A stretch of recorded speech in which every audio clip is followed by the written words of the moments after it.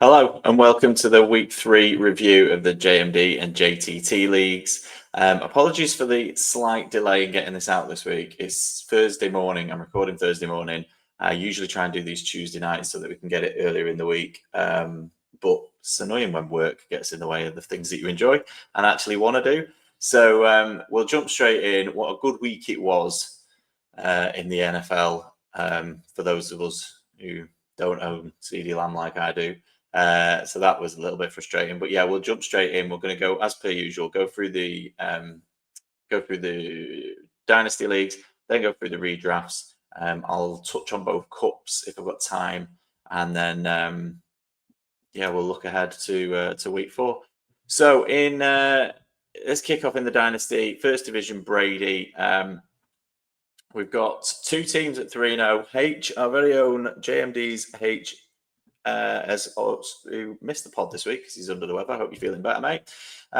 With the highest score of the week across all the dynasty leagues, 192.6, which not only gives him the top score in this week, makes him 3-0 in the division with a victory over Murph, but also puts him into the final or into the second to last round of the Charity Shield, which he won last year. So we'll touch on that at the end. But H is still there. He was the man to beat at the beginning of it all, and he's still there as we go into the final 6. Just looking at his team, he's got Lamar Jackson at quarterback. He been very running back heavy in the draft, if I remember, through talking to him.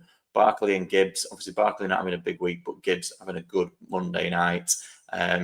His wide receivers, Lad McConkey, Zay Flowers, and Metcalf all did okay. There's got to be some points further down here somewhere, aren't there? Bretton Strange, Jonathan Taylor, as we just talked about on running back, and the Minnesota Vikings defense. We talked about defenses a couple of weeks ago when Denver put up 16 points or 17 points, I think it was, a couple of weeks ago, and a lot of people had them on there. A lot of winning teams had that on the roster. I think if you've got Jonathan Taylor and the Minnesota Vikings defense this week, you're going to be hard to beat. 35 points for a defense is absolutely incredible. So yeah, big win for H there, and unlucky for Murph, 158, not a bad score at all. As I mentioned, Wild Guns also 3-0, also through in the Charity Shield. So congratulations to both of those two guys. H is leading that by 14 points in points scored. So that's the difference at the top at 3-0. So Wild Guns beating Renicia Speed by 40 points. Wins elsewhere for owner of Brady, who moves to 2-1. The Yeovil 49ers 0-3 after 3 weeks. Possibly starting to panic. So too are his team of Dokios, 0-3. They lost this week to Never Dull in Hull, who is obviously our Super Bowl champion, getting his first win in the Brady division. Moving on to Elway. Slowly. Moving on to Elway, we have no one at 3-0. So the teams that were 2-0, Team DS Liddy 92 lost to the JTT Commissioner. Congratulations to Matt getting his first win on the board. The team that did it for him, Josh Allen, 23 points. Barkley again, Kenneth Walker with a decent day. Bit disappointing considering how dominant Seattle was. I think 18 points might have disappointed a few people, especially as he got 2 touchdowns in there. Probably would have been hoping for a little bit more than 18 points. Wide receiver Drake London, Marvin Harrison continues to struggle, and Deebo Samuel not the biggest output at wide receiver, but Jordan Mason had a big week as expected. I think a lot of people expected him to come through. 16 carries, 116 yards, and 2 touchdowns. Be interesting to see if he can keep that up with Aaron Jones on IR. Tyler Warren with an okay week, so his receivers not doing great. But Caleb Williams is his second quarterback. Caleb Williams had a massive week this week with the 4 touchdowns. Matt Gay and the Tampa Bay defense combining for 29 points. Gave them more than enough to beat Team DS Liddy 92. So he moves to 1-2. Elsewhere, Team Dr. Dre, 144 plays 133. Closer game, 2-1. Dr. Dre and Chen Burns down to 1-2. Team 89 Monday won the battle of the 2-1-1 teams, so he moves to 2-1, heads to the table 1-2. Look how close that is. We had a couple of really, really close matchups this week. That being possibly the closest. I think there's one in one of the other divisions that's really close as well. So 144.08 plays 143.66. So unlucky there, ads. Pestel also losing his unbeaten record at the top. Team Suarez Power. Let's just quickly click on this and see where it's been won and lost. Not much in it at quarterback or running back. CD Lamb, he's won despite losing CD Lamb early. Puka Nakua on the other side. Garrett Wilson doing the damage. It's that Minnesota Vikings defense has come through. And the Bills, that's a big difference. 33 points of defense is hard to recover from, even when your opponent does lose CD Lamb early in the game. What a terrible play call. Anyway, so the table looks like this: 4 teams at 2-1, 4 teams at 1 and 2. So all to play for going into week 4 in the LA division. In the Manning division, I top scored this week with 183 points, 183.74 to beat the Latswolds 150. Before we get into my team, which, excuse me, I will treat myself and take you through it. I do need to apologise. In fact, we'll do my team first. So I had good weeks from Gibbs, Kyron, Keenan Allen, Ricky Pearsall, Colton Sutton, Trent McBride, Ashton Genty let me down, which brings me on to my point in a minute. Jared Goff did okay, not a great night considering how good they were on Monday night. Cameron Dicker and the Seattle Seahawks. So it was a real proper team performance, just let down by Ashton Genty slightly. I didn't have Ashton Genty this time last week.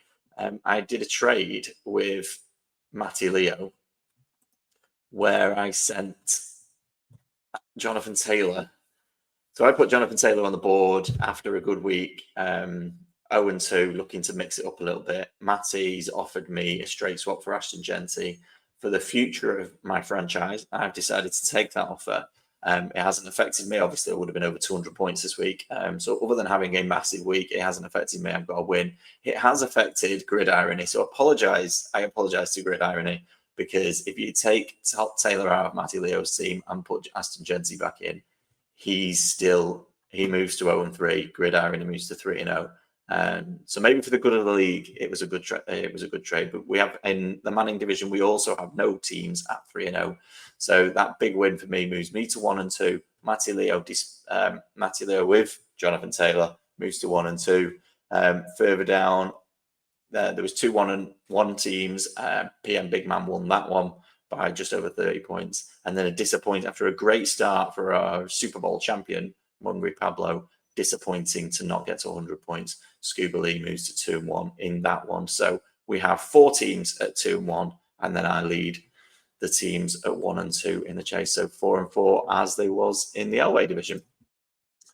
Moving on to Merino, and it was another big week for one of the JMD boys, Ian's Manchester Inferno. So a clean sweep for the JMD boys this week with 3 wins. He moves to 3-0, top of the table, but it wasn't the biggest score in the division. That was held by the boy who gets his first win, and what a way to do it. 193 points, made up with 20 points from Drake May at quarterback. Jordan Mason and Ashton Genty combined for 30. Obviously, Jordan Mason doing most of the heavy lifting there. Jackson Smith and Jigbers had a great start to the year. He put up another 20 points. 10 for Drake London and 12 for Justin Jefferson. Jordan Jefferson. Kincaid with a good week at tight end. That's 2 out of 3 good weeks for him. So potentially a little bit of a breakout season coming through Kincaid at tight end. Kenneth Walker, we've already talked about, but still a good 18 points. Geno Smith bounced back this week with 26. And again, the Minnesota Vikings defense. The big scores all seem to have that Vikings D at the bottom of them. Talked about Manchester Inferno's winning. Hi Diddly Ho, Neighborino, which I've also said wrong for the 3rd week on the trot. Win by just over 35 points to go to 2-1. And surviving Taysom Hill is 3-0 with Manchester Inferno. So in this division, we've got 2 teams at 3-0, 2 teams at 2-1, 2 teams at 1-2, and then the Dynasty Cowboys and MKC Papa at 0-3. Dynasty Cowboys, the current champions of the Merino division, one of the top scorers, I think one of the seeds going into the Champions League last year, one of the highest seeds after a brilliant start. I think he was something like 10-1 or 11-1 at one point. Mezzanine's got to be a little bit concerned about that 0-3 start. Last but by no means least, our newest division, the Montana division, we have pretty even split. Again, 4 teams at 2-1 and 4 teams at 1-2. This week's top score was held by JJB Good, Razamundo, with a, what's that, almost 50-point win. Josh Allen, you can see from the picture that Razamundo's a Vikings fan, so I think we know where this is going, but let's see anyway. Josh Allen at quarterback, Barkley and Brees with okay, not particularly great scores at running back. Amon-Ra St. Brown and Colton Sutton doing the damage at wide receiver. Deebo Samuel was a little bit disappointing this week. Jonnu Smith is not really showing it. James Cook is proving any doubters wrong that he still got it, and there it is. Jordan Love not great. Brandon Aubrey average, but the Minnesota Vikings defense makes all the difference with 35 points to get him the win. Corgis United with back-to-back wins to go to 2-1 over Craigie Craig, who falls to 1-2. We just talked about JJ Team Fiona falling to 1-2. The London Tube Raiders got their second win in the season by 13 points over Ryan Judge and moved to 2-1. And Jordan Dixon gets his second win in the season with a look at that. That was the other really close matchup. Just over half a point in it against the Blair Walsh Project. So let's quickly have a look at this and see where this went wrong for the Blair Walsh Project. Just needed half a point. Hunter Renfro possibly might have been a better option there at wide receiver. Brock Bowers has done okay. Kyle Pitts continues to frustrate people. CJ Stroud's playing a little bit under. Not a great pick at kicker, and not a bad pick in defense at all. Let's have a quick look at the bench. Not really a lot he could have done, to be fair. Matthew Golden over Hunter Renfro would have been the play that would have won it, but I'm not sure after week 2 that many people would have called that. So just an unlucky week for Tom Coles and the Blair Walsh Project. Before we move on, just quickly on. Before we move on to redraft, just quickly on the Charity Shield, I've posted out the results already. I will post out the matchups before we kick off this week. So we've got 3 matchups. Wild Guns of the Brady division is against the Boye of the Merino division. Our very own JMD Pod, current holder of the Charity Shield in the Brady division, plays Ryan Judge of the Montana division. Team Chen Burns in Elway will play JJB Good of the Montana division. And the winners of those 3 go through to the 3-way final next week for the chance to win those tickets to Rams Jags. So congratulations to those 6. Well done. H is still the man to stop.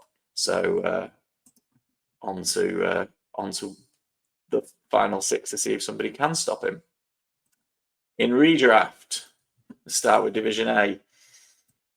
Division A, pretty tight, not massive scoring this week. The final boss getting on the board with his first win of the season, 162 points to go to 1-2. Sam Darnold, a quarterback, good shout against the New Orleans Saints. Just over 20 points put up there. Barkley and Cook combined for 30. Not amazing, but will keep you going. AJ Brown finally came to the party. Chris Olave with a decent score of 15, despite the Saints' woes. But 10 receptions on 14 targets will do that for you. Kyle Pitts, we've already talked about. Josh Jacobs having an underwhelming start to the season, but 12 points is okay. Keenan Allen is turning into a draft bargain, just short of 20 points and the touchdown for the 3rd week on the trot. McLaughlin and the Philadelphia defense combining for 23 points. Got him the victory this week, and that's 162 points. Wins for my Iceberg Penguins by 13 to go to 2-1 against Team DS Liddy, 92. Broken, Beaten, Scarred as Team 666 go with that very close, just over a point difference against Evdokios, which is a big difference as well, because it's the difference between 2-1 and 1-2, or 3-0 and 0-3, which is how it stands. The only one of the only 2 unbeaten teams in this division so far. Providence Steamroller moves on to gets his second win against Rookie Ravens. Catch me if you can. We've talked about the final boss and that win, which pushes Team Long Pink Snapper to 0-3, and hot off the griddy is the second team at 3-0. So Broken, Beaten, and Scarred, and hot off the griddy are the pace setters in Division A with 3-0 records. In B, it was a win for Conor French's body bag, the big win, and it's the second time his name's come up, the JTT Commish, with another win. So he wins in Dynasty, wins in Redraft. It's his second win in the Redraft, moves into 2-1, 181 points. Let's see, Baker Mayfield, Henry and Walker, not amazing at running back, but Amon-Ra St. Brown, Garrett Wilson at wide receiver, as well as Pittman and Hunter Henry. That's a 4-pack of pretty good pass catchers, 5 touchdowns between the 4 of them. Tony Pollard also got a touchdown, disappointing on the ground, only 45 yards. Disappointing for anyone who's not a Colts fan. 45 yards on 16 carries, and 2 for 4. Schrader with 10 points, and the Seattle defense with 16 points. A real solid team performance there. There is literally not one player without double figures. So a good, solid week for the JTT Commish, who gets the top scorer in the division and moves to 2-1. Also at 2-1, Kittle Mix PPR from Shanna Planman, just by 10 points over Ian and surviving Bodybag Ben. Wins for Team Druber and Team Hallam, which means we don't have a 3-0 team in Division B. We've got 6 teams at 2-1, 3 at 1-3, and then Staley's Clock Crew has got to be worried at 0-3 with just 308 points scored through 3 weeks.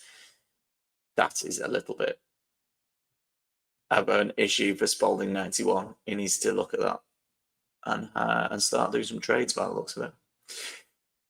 In Division C,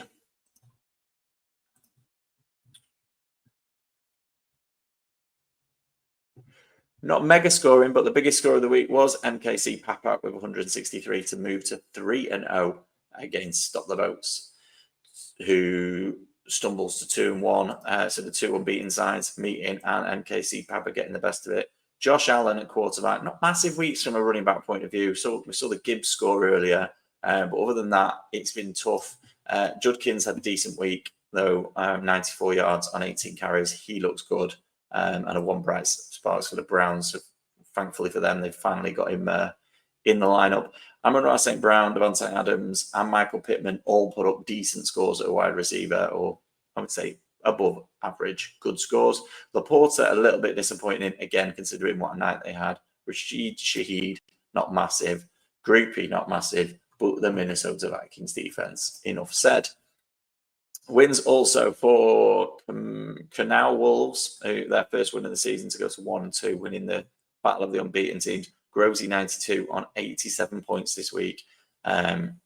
Disappointing, 0-3. It's a long way back from 0-3. Bit more of a chance in 10-team leagues, though, so it's definitely not over. Also wins for Baby Broncos, who moved to 2-1. Team Dingaling, who moved to 2-1. And Team Jamie G10, who gets his first win of the season to go to 1-2. So in this division, we've got MKC Papa, as we already discussed, at 3-0.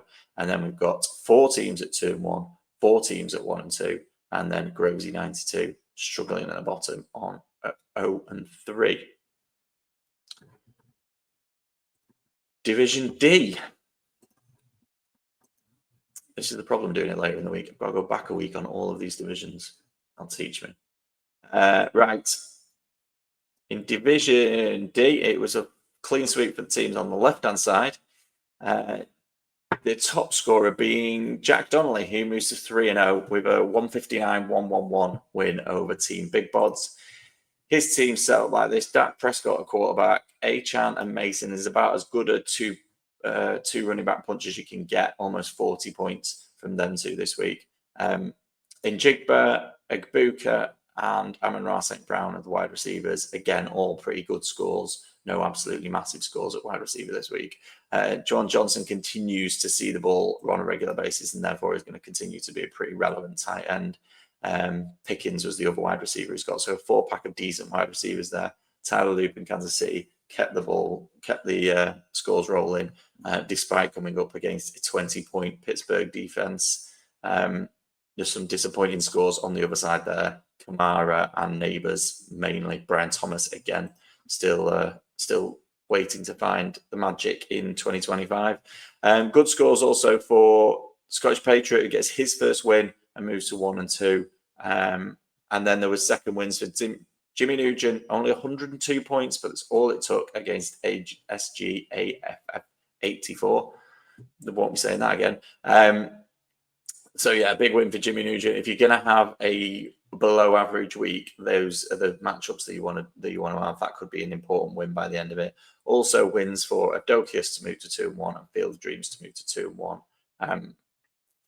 Just that one team at 0 and 3. Again, similar situation to some of the other divisions. Jack Donnelly at 3 and 0. 4 teams at 2 and 1. 4 teams at 1 and 2. And then just the one team who's got a little bit of panic on at the bottom. In Division E, we've got wins for one of the biggest scores of the week. Renegade Masters 3 and 0, 189 points, plays 129 points. Absolute smashing of 60 points. As we've discussed many times on the pod for Galzinho, it's better to get beat by 60 points than half a point, because then you start questioning what you could have done differently. And in this case, there was nothing you could have done differently. Lamar Jackson at 33, and then the 2 running backs, Taylor and James Cook, hard. Other than maybe Taylor and Gibbs, it's harder to get a better 2-punch than those 2 running backs this week. So just over 53 points. Just over 53 points between the 2 of them. And Jordan Mason further down as well, so 23 points from that wide receiver. Running back, sorry. Receiver, A.J. Brown had a big week. Devontae Adams had a good week. And Zay Flowers was disappointing, but Hunter Henry made up for that with his 90 yards on 8 catches and 2 touchdowns. And then Boswell and the LA Rams defense didn't need to do much. In fact, we're outscored by Bates and the Buffalo defense, but it didn't matter because the damage was done at higher up. So congratulations to Renegade Masters with a massive 189-point week to go to 3 and 0. Wins for my Thunder Penguins by 3 against Kamish's bro Ramalama Ding Dong. Also wins for Drift Edge, who put up a good score of 131, but any score would have been that 88 from James 87. I think that might be the lowest score of the week. So disappointing. I don't want to rub this in, but let's quickly have a look at where it went wrong for James. Mahomes 15, Pacheco and Camaro less than 12, or just over 12 between them. Jefferson started off well on Thursday night with Hill. Kelsey, that Mahomes, Kelsey, Brown stack, or super stack for the Chiefs hasn't worked. And Derrick Henry was a little bit disappointing for the second week on the trot after that first week. There's far too much love, Chiefs love going on here. Baltimore defense not helping either, but 4 Chiefs, 5 Chiefs is asking a lot. So I'm going to guess that James 87 is a Chiefs fan, and it didn't work out for him this week.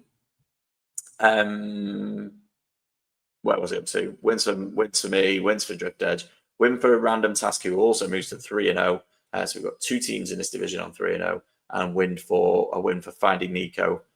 Pretty big week from Brown Bear Rick, 173, plays 145. So we've got 2 teams at 3 and 0, only the one at 2 and 1. So I sit alone in 3rd place at 2 and 1. And then we've got 7 teams, in fact, at 1 and 2. So no teams looking for a win in Division E. So that makes it all gives it all to play for going into week 4. Finally, Division F. I do wonder when I get to this point if your team's been mentioned, if you've already turned off, or whether you continue to watch. YouTube doesn't show me that; it just shows me how many people are watching from the beginning. So, for those of you who are still with me at this point, I appreciate it. The highest score in Division F might mix the divisions up, keep people on their toes. But the big scores on Division F: MetLife Crisis 167. 20-point win over return of T-Mac, gets into 1 and 2. against Brown Bear Rick in this division, who's already 1 and 2. So despite Michael Penix at quarterback, Gibbs and Taylor, just talked about that, Gibbs and Taylor over 60 points in the running back position. That's going to be difficult to beat. Penix is stacked with Drake London in this team.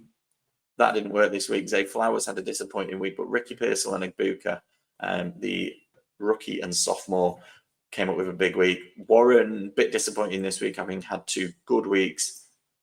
But when you've got Dicker and the Minnesota Vikings defense, you are set up for a victory. So congratulations to MetLife Crisis. Wins elsewhere for Long Pick Snapper by 11 points over my Wall Street Penguins, one of many teams I've got that suffered with CD Lamb this week. Galzinho only 117 points, but enough to beat 66 Kicks, who had, I think, the second lowest score of the week on 88, only beaten by James in the previous division. Pestle struggling in Dynasty. Oh no, I apologise if I got that wrong, Pestle. I don't think you are struggling in Dynasty. I think you lost in Dynasty, but you're 2-1. Drubert wins this week by 18 points to send Pestle to 2-1 in this division. Rubert's also 2-1.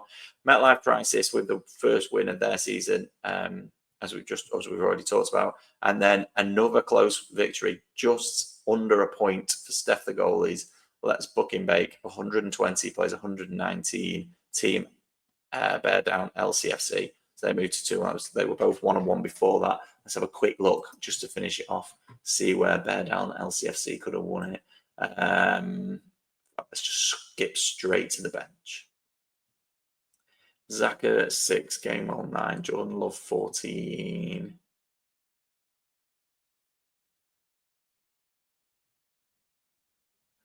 To be fair, it's not much he could have done. So that's got to make you feel a little bit better when you lose by a point. Don't actually think he could have put a better side out. So on that quick look, so as it stands, we've got 5 teams at 2. This is what you want to see through 3 weeks in a competitive division. 5 teams at 2-1, 5 teams at 1 and 2. All to play for in Division F. Just quickly on the Cup, I have updated all the Cup scores. So we're 3 weeks in now, so it's worth having a look at that and just checking if I can get my internet to work, which it isn't.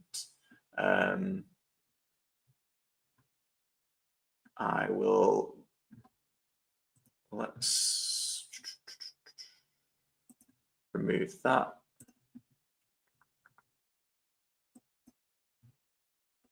And share that one. So hopefully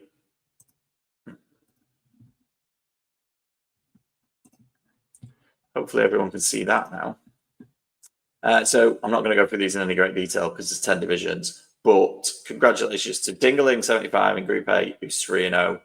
Avdokios in Group B, who's 3-0. Jack Donnelly in Group C, who's 3-0. Ads T66 in Group D, who's 3-0. Galzinho in Group E, he's 3-0. I'm 3-0 in Group F. MKC Papa in Group G is 3-0. Nobody in Group H. We've got the Gumby Beard, he's 3-0 in Group I. And Shanaplan Man from Division B in Group J is also 3-0. So congratulations to those 9 teams who are 3-0 in the Cup. Long way to go, 10 games in that. So that goes through 10 weeks and you need to finish in the top 2. So even those teams, if you just quickly saw your name and, like I said, go back and have a look. If you're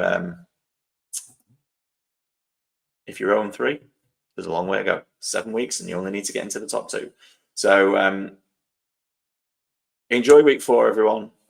Personally, I'm really looking forward to Thursday night football. I think everyone's counting out the Cardinals. Everyone's assuming the Seahawks are going to win that. I think the Cardinals might surprise a few people tonight. That's my prediction.